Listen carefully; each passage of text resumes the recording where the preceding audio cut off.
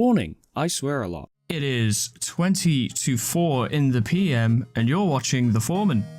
I'm your host, Foreman, and today I wanted to talk about the Snowgrave run for Deltarune Chapter 2. Now, the Snowgrave run video that I did for the channel, and indeed the series I did on Deltarune Chapter 2, is by far and away the most popular thing on this channel to date, and I imagine that's not going to change anytime soon. If you aren't familiar with the Snowgrave run on Deltarune, then I highly suggest you either go do it for yourself, go watch someone play it, or if you're feeling especially beautiful, handsome, and brilliant, you could watch the one on my channel, which I'll provide a link to in the description.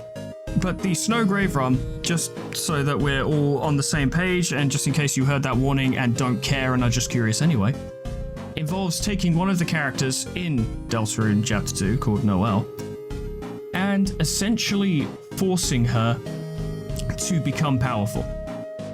To become so powerful, in fact, that she can destroy monsters within the game with one hit. With one cast of her, Chill Shock, Frost Shock, whatever it's called, Frost spell. Eventually unlocking the spell, Snowgrave, which you proceed to use on one of the other named characters in the game, and it's heavily implied that you kill him. So that's upsetting. But I wanted to discuss Snowgrave because, let's get down to brass tacks immediately. This is not as impactful, it's not as devastating, and it's not as huge, I guess, as Undertale's genocide route was. Like, that is the obvious comparison that everyone draws. Let's get that out of the way immediately. It's clearly inspired by genocide, but it's not nearly as impactful, big, or ridiculous as the genocide route was. But in many ways, Snowgrave is, to put it bluntly, really good. Really good. It's a very good, very well done, very well thought out alternate path in Deltarune. Like, genocide, for how big and impressive it is incredibly simple. Now, you can argue, oh no, wait, but this, but that, but everything else, and the fights are harder. Yeah, sure. A lot of work went into genocide, but it is a very simple concept, executed very well, but very simple. Kill everything. Kill everything. Kill everything. Kill everything. That's it. That is genocide, as it should be. But Snowgrave has a little more nuance to it, because yes, you are in essence doing something similar to a genocide in which you need to kill a certain amount of opponents and you need to get stronger. But what makes it more interesting is the coercion, the mental manipulation. It's actually easier to just murder video game enemies wholesale than it is to convince someone else to do it for you. And I'm talking mentally, it's easier. Because you can kind of distance yourself from when you do it yourself if you do it enough. By the end of the genocide route, you're kind of hollow. You're not fussed anymore, right? You killed one, you've killed 1,000. It only gets upsetting when you get to the bosses because they're characters you know and love. But you have ceased to care about destroying another Frogget or another Aaron, right? They're all just faces by this point. Forcing Noelle to do it for you. It's very much the same at the end of the day. The mechanics work out the same way. You just instruct her to use Chill Shock, whatever the hell it's called, Frost Shock. Ice Shock, that's it, it's Ice Shock. Okay, you just instruct her to use Ice Shock on enemies and do it till they die. But you have to make specific decisions in regards to puzzles and dialogue in order to continue down the path, because it's more than just making her strong. You also need to sort of mentally dominate her, which is it sounds awful to say, it's even worse to do. And I should point out, you do it. But I'll get to that point in a minute. That's not where we are right now. But you basically have to mentally dominate Noelle. You have to convince her that your voice, spoken through Chris, I guess, is something she should listen to. You have her best interests at heart. All you want to do is help her get stronger, and she should listen to you because you'll help her get stronger, and that will help her get out of this cyber world or make sure she survives, or it will just generally be better for her. And she receives that positive reinforcement in the form of you guys constantly making progress, and she is getting stronger, and that strength brings her confidence. even if she is wrestling with herself the entire time because, holy crap, you're doing some fucked up shit. Murdering a shopkeeper for a free item. You literally keep walking at her until she backs up into a puzzle which consists of an electric force field, which, you know, you can't touch that in-game, but realistically speaking, touching such a thing would hurt or kill you. So you force her into situations where she is forced to just solve situations. She has to solve the puzzle or she's going to get hurt. She has to, and it's not just the puzzle itself that she's afraid of. She's definitely afraid of you / Chris, but it's you. But we'll, you know, the reason I'm making that distinction is important, but we'll get there later. She's scared of you. She's scared of the world. She's scared of everything. Noelle is described in the first game by her father as being literally scared of everything. Especially humans, funnily enough. Can't imagine why, and I can't imagine the events in Snowgrave helped with that very much. But I have done the Snowgrave route twice. I did it the first time on the show. You can check out that video. It's got about 4,500 views at the moment, which is literally more than I've ever had in my entire life. I think that might be more than the rest of my videos combined, which is hilarious. I did it once for the show, and I did it again to set up for a video I did where you can make the final boss fight, spoilers, harder. And both times upsetting. Now, the first time I was genuinely uncomfortable and I was kind of scared, because scared's a strong word, but I think you'll get what I mean. Toby Fox's games do have a bit of a history of having horror elements to them, especially when you start doing very bad things, when you start being a shit. Like Genocide has a lot of horror elements to it.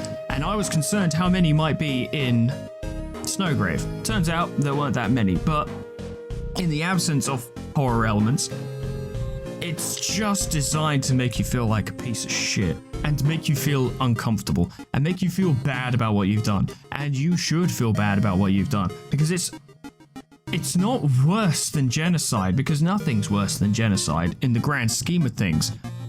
But it feels worse. It does feel worse.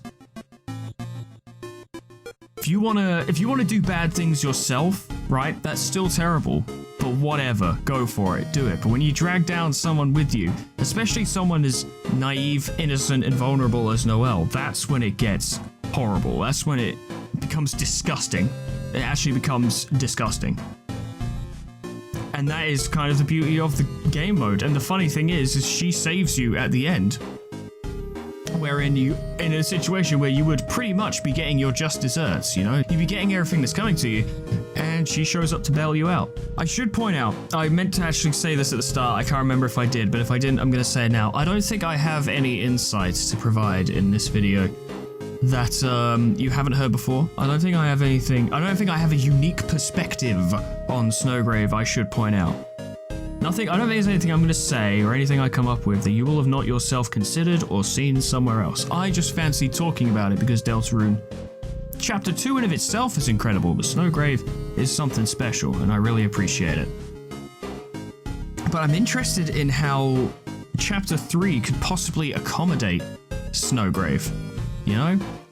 Because the way I saw it described in places where I researched it before doing the video itself, I did my best to avoid spoilers going into it. Unfortunately, I managed to avoid them. It said that, or it was implied, or somewhere, there was some source, don't quote me, I can't remember, said that Chapter 3 could continue as normal from a Chapter 2 Snowgrave, right? Events can still take place. Now, how? Is my question.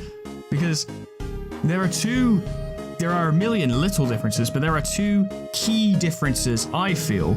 Or three, actually, sorry. Let's say three. Two of them's kind of one in one go, but I'd say there are three distinct differences. Fuck it, I'm gonna ignore that plane. I'm sorry if you guys can hear a plane in the background, but we're never gonna get this done if I keep stopping for that damn thing. There are three distinct differences between a normal ending and a Snowgrave ending. Now, the first one's pretty obvious. Berdly is, like, dead? Question mark? Dead? In a coma?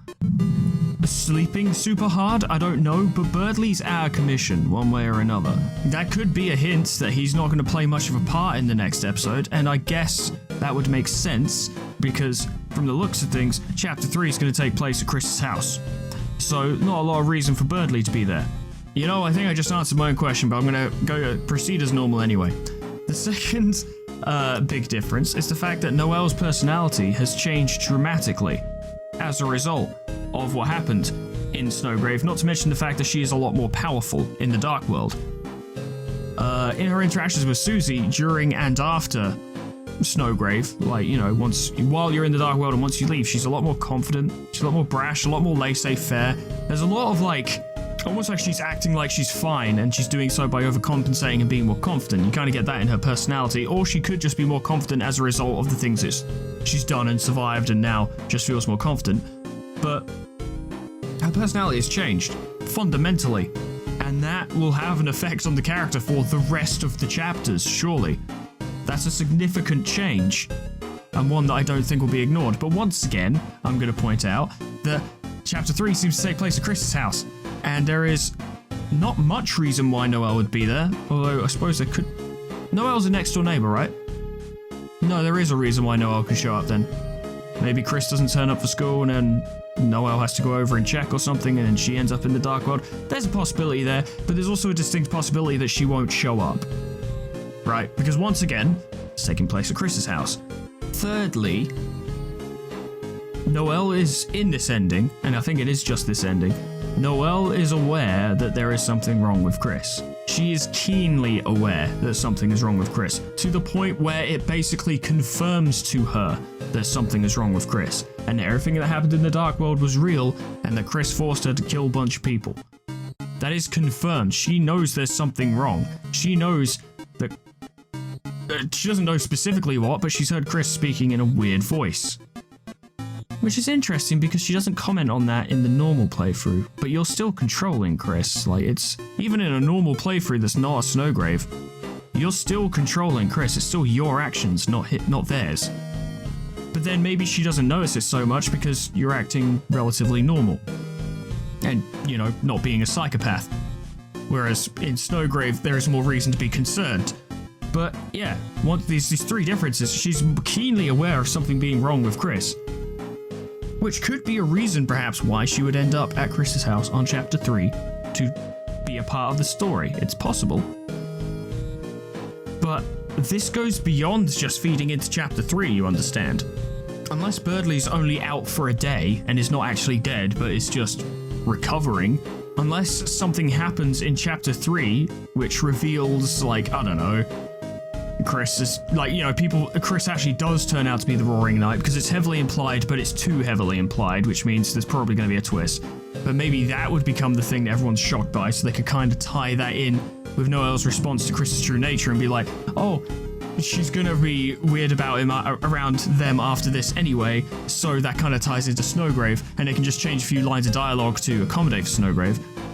And maybe Noelle and Susie hook up in Chapter 3, and then her change in personality in regards to her confidence around Susie becomes moot anyway, because they're now a couple, so it doesn't really matter. I don't know. I'm not writing the story, funnily enough. I have no connection to Toby Fox or any of the people working on it, but these are just my hypotheses, my theories. Because Snowgrave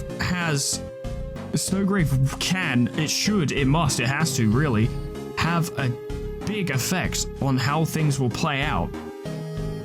Like I said, that's not just for Chapter 3. That goes beyond Chapter 3. It goes all the way up to how many chapters Deltarune's gonna be. There are events that take place during Snowgrave that cannot be ignored and will have resonating effects throughout the entire series, but I've touched on that enough, I think. I think we get the idea by this point that it's going to have repercussions. Let's talk about the nature of the player's interaction, quote-unquote, with Chris, because Snowgrave really is a good demonstration of the worst possible outcome of the player's control over Chris, right? Because in Chapter 1, you couldn't do anything like this. Yeah, you could attack monsters, but darkness, as they actually are, but we'll say monsters for the purpose of simplicity. You could attack monsters, and they just run away, right? You know, you don't force Chris to kill anyone in Chapter 1. And technically, you don't force Chris to kill anyone in Chapter 2. They're just frozen. They're technically not... It never says they're dead. It never says they're dead, unless you fail the Snowgrave run at the last minute and then go back and use Snowgrave on monsters there, at which point you can kill them. But I don't know if that's specifically a thing you're supposed to be able to do. You know, like, I don't know if the writing in the story accounts for you going back and doing that. So, like, after that point, it becomes a normal run, so anyone you quote-unquote kill is in fact someone you just defeated and they ran off. At least that's how the story sees it, because it's got the recruit system going. So, you know, you just haven't recruited those guys. They're lost, or whatever the term is. Yeah, in Chapter 1, you didn't have a lot of free reign in how you forced Chris to act. Like, you had choices to make, sure, and you can choose dialogue, and there are a couple decisions you can make, but for the most part, it was a bit of a railroad, which is not a bad thing, it's just how it was. You had a fairly linear path. But even then, we began to see Chris sort of squirm underneath the control, as it were. There are multiple instances, as it were, where the game hints that Chris themselves can still sort of emote in their own way through the control, and they sort of can influence the action they're being forced to make, if that makes any sense. Like, there are so many, like, there's so many lines of dialogue and there are so many moments, I can't literally name all of them off the top of my head, but there are moments where you'll get Chris to say something, and someone will be like, why'd you say it like that? They're not bothered by what you said, even though what you said is weird, but they'll be bothered by how you said it. Like, you'll say something which would imply enthusiasm for an idea, and they'll be like, why'd you say it so unenthusiastically? Which is like a joke, the idea, I suppose, but also implies that while you might be enthusiastic about saying this thing, Chris is not. Chris doesn't want to say that. So it comes out dull and monotone, because they don't want to do that. It sounds weird, but there are multiple lines of dialogue like this throughout both chapters.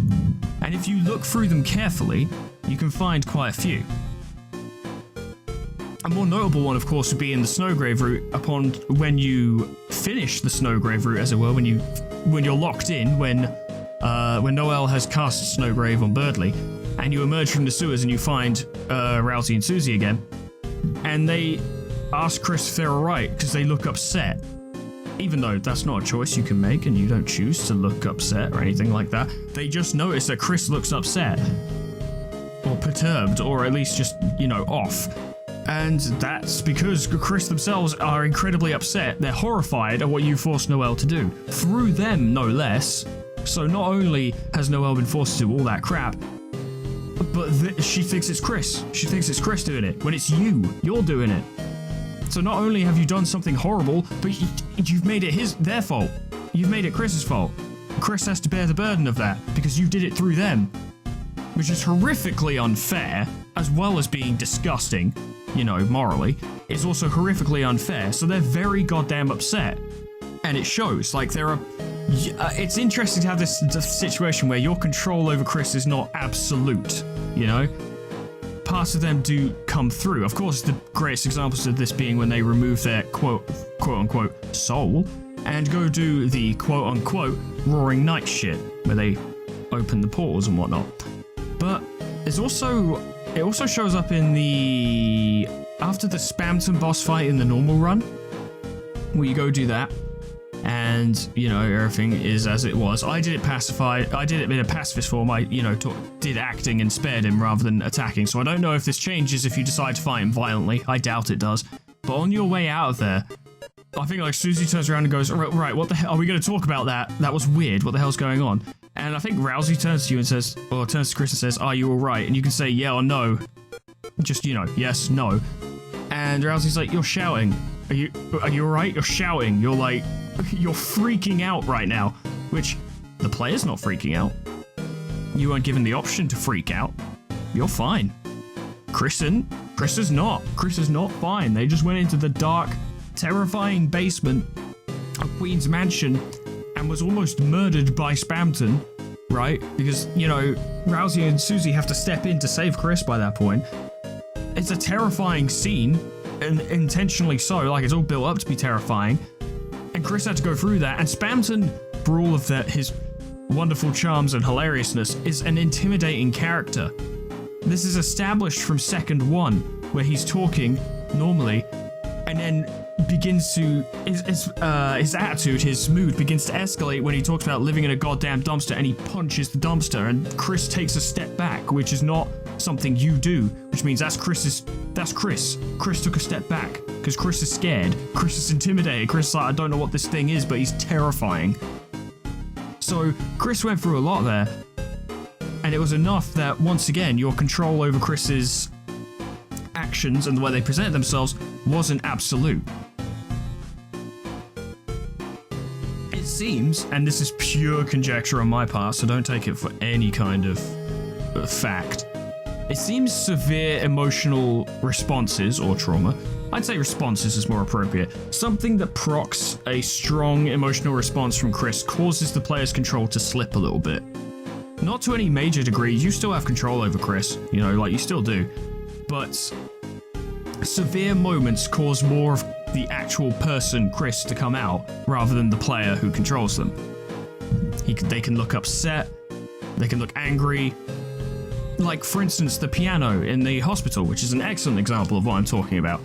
When you're controlling Chris and you try to play the piano, you can't play the piano because you can't play the piano unless you're someone who can play the piano, at which point the character you're playing as who is controlling Chris can't play the piano. If you can play the piano, you're radical, but I'm getting off topic. You can't play the piano. Chris can. Everyone talks about how Chris can play the piano, and it's nice, but you can't. So when you make Chris play the piano, you can't play it properly, and people are like, wow, you suck at playing the piano. And they always make a point of noting how pissed off Chris looks during that moment, because Chris can play the piano. And you're making them look stupid. You're making them look like they can't play the piano, and that sounds like such a minor thing, but can you imagine for a moment if that actually happened to you? If there was something you took pride in, a skill or talent that you were really proud of, right? It's a big source of pride for you. And first of all, that you're being mind controlled by something, which is terrifying in of itself. But not only was that happening, but they were forcing you to look bad, to do the thing that you're proud of really badly in front of people, and people going, wow, you suck at that. How would that feel? You'd be fucking angry. You'd be really angry. Like, it's a moment played off for a joke, and it is funny, but it's also not a joke. It's also not funny when you really think about it. It's also, I would classify that as a severe emotional response, because I would be furious. If someone jumped into my body and started hammering out Fortnite episodes on this channel, I would be livid. The fires of hell itself could not contain how fucking angry I'd be. Even though in the grand scheme of things, that's a pretty minor, you know, when compared to Dark Worlds and Snowgrave routes and what have you, it seems pretty minor, but no, it's not. It's not minor at all. It's actually quite a big deal. I think the reason I want to talk about this so extensively is because in the comment section for the Snowgrave route, and good on you people for actually commenting, that video alongside having the most views and likes also has the most comments. I'm glad people like talking about Deltarune. I like talking about it too. But anyway, a couple people more recently commented how on the fact that I described Chris's behavior as horrible, as disgusting, whatever, and they were like, Foreman, that's not Chris's person, that's not Chris's behavior, that's your behavior. And I've realized since the video that I made that distinction. It was important to make that distinction. I said earlier in this episode we'd come to this distinction later is now or has just been, because when playing a game, it's easy to refer to the character as yourself when talking about them. But here, you have to make a point not to do that.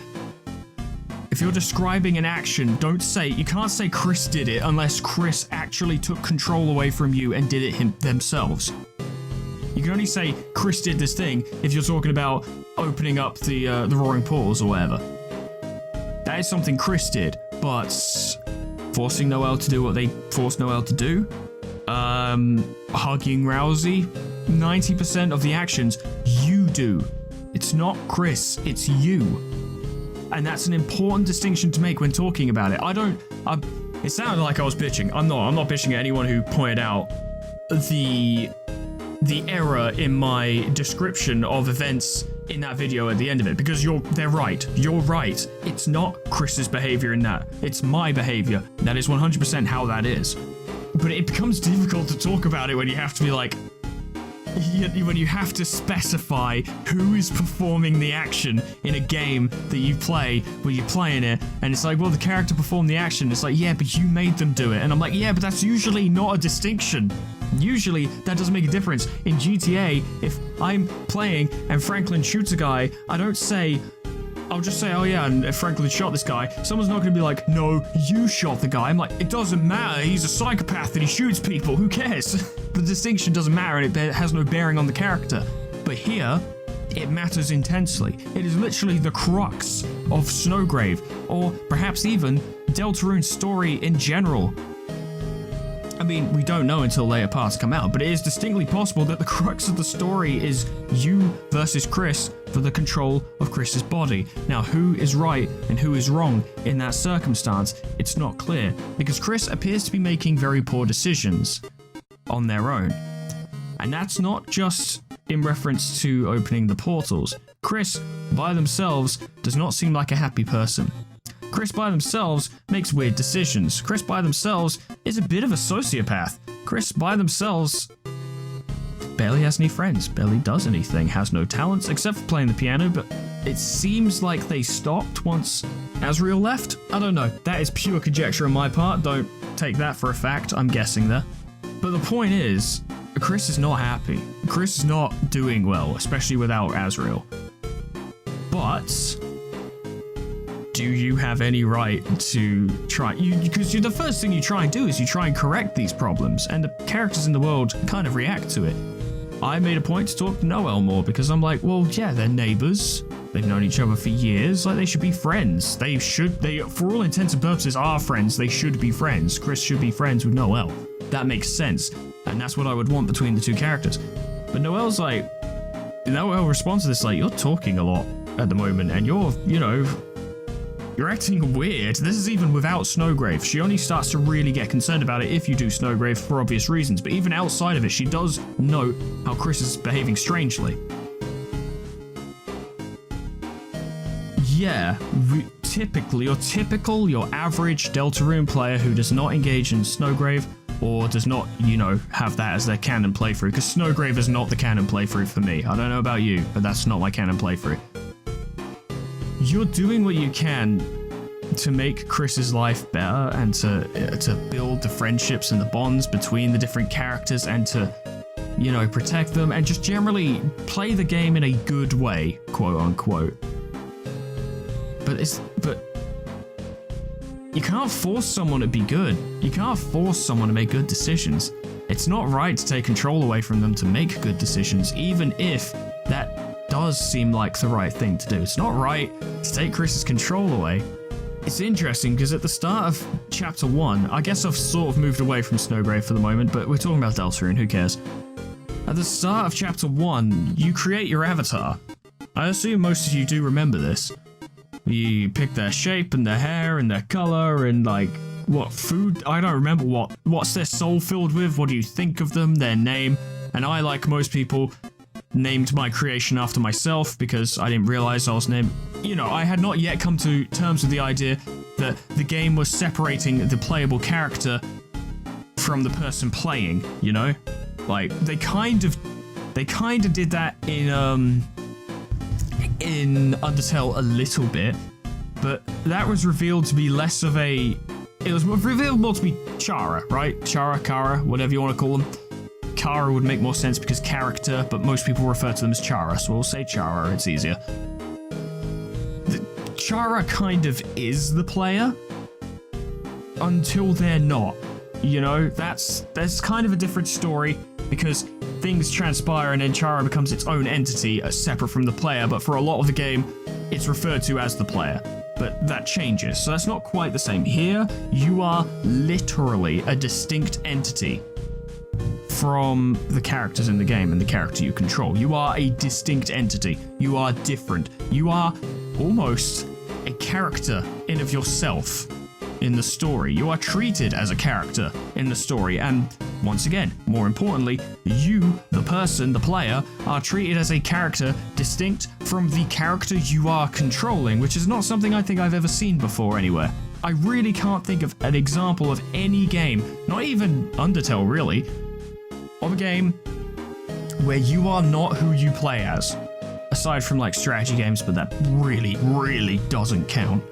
And that's such an interesting dynamic. And like, yeah, because at the start of, I remember why I started talking about this. Jesus, I go on some tangents, but at the start, you create that character, and then the game goes, fuck you, throwing it in the bin. You can't have what you want. You don't get to make these choices. You don't get to decide what this thing is going to be. And there was a point to this, I realized. It allows you to create your own character and what they're going to be like, and it goes, no, you can't have that. You get Chris. You're having Chris instead. Chris will be your character. And then you start playing as Chris, and you're like, wow, Chris is kind of a gremlin with no friends and very few redeeming qualities, it seems. And, you know, you spend most of chapter 1 trying to be friends with Susie, trying to make the right decisions. At the end of the game, you go around and talk to everyone and try and make things better for Chris. And then at the end, obviously this is before we realized that opening the Roaring Pools was a thing. But at the end, Chris seems set on ruining it by taking out their soul and throwing it in the cage, which is the first time we had seen that as well, so we only just realized that we truly were controlling Chris. And they'd pull a knife, and you don't know that the knife is to open portals, so you're like, the fuck are they gonna do? Right? They seem dead set on reversing everything you just made them do. And I don't know if that's the case anymore. At the start of chapter 1, it seemed like Chris was just dead set on undoing everything the player did, but that doesn't seem to be the case anymore. I don't know why or how or what the portals, why that's a thing, why Chris is doing it, how they're doing it. I don't know any of that, but I'm kind of all over the place on this one. I just have so much I want to talk about. I can't help it, I'm sorry. I'm hoping that you'll have this open in the background while you're doing something else, so it'll be sort of a, you know, it's just tickling your ear while you do something else. But when I played Deltarune, I think I came to this sort of way of thinking upon entering chapter 2, which is convenient because chapter 2 provides you with a few more choices. As a result of this weird relationship between the character and the player, I feel responsible for Chris. Right? Because I've been forced into Chris's life. Granted, this is fictional, but you're supposed to engage with it. This is the whole point of fiction, right? I feel engaged with Chris. I feel like I owe Chris. I'm responsible for Chris because I've been forced into that character's subconscious and pushed their consciousness back. I'm taking control. That's not okay, but neither of us, strictly speaking, chose this. I did not choose to take control of Chris's brain. That's just what happened when I started the game. I didn't know that was going to happen. Now I do, but I didn't know when I started. But now that I'm here, my typical method in playing is to try and do things as nicely as possible. I want to make things good for Chris. I want to try and build their friendship with Susie and Rousey and Noel, even Berdly, who is extremely annoying and that's why I love him. But even Berdly, like, get Chris some goddamn friends. Make sure Chris makes some good decisions. When people talk shit about Susie, tell them to fuck off, because Susie is Chris's friend. And, like, the only one they have. So defend your friend, you know? I want Chris to, like, I don't know. I want Chris to be happy. Because, like I said, I got the distinct impression that Chris is not happy. But in doing so, I'm making Chris do things they don't want to do, and they don't like that. And that creates this real emotional, moral difficulty within the game. I've gotten way off topic from Snowgrave, I'll tell you what, we're just talking about Deltarune now. But like I said, you know, there's a lot to talk about in general. What are things worthy of note?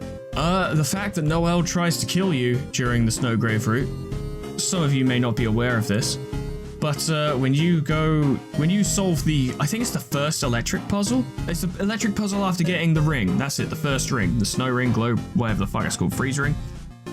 There is a small puzzle involving an electric force field with a button on each side. Noel volunteers to step on the first button so you can cross to the other side, step on the other button to turn off the trap. But as you cross the threshold of the electric trap that is now deactivated, she shifts. She sort of shuffles in place, and if you go back and forth, she will continue. I think if you go back and forth, you can get her to do it again. She will continuously sort of shuffle in place when you do that, because she's thinking about stepping off the switch and letting it shock you, which in her mind would probably mean it would kill you or something, because at this point, this is the like the earliest point of your manipulation over Noelle, where you're starting to take root in her mind, but she realizes something is very wrong.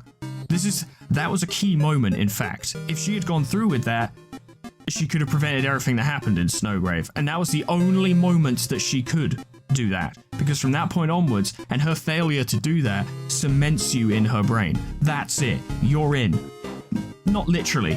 To complete the Snowgrave route, you have to do a variety of things, but in terms of the narrative of the Snowgrave route, that's the moment that you, not Chris, you take control. Not directly, not literally, but she is a slave to your whims at this point. You can tell her to do whatever, and you notice she starts to deteriorate from this point, where she's eventually just being like, all right, should we find more things to kill?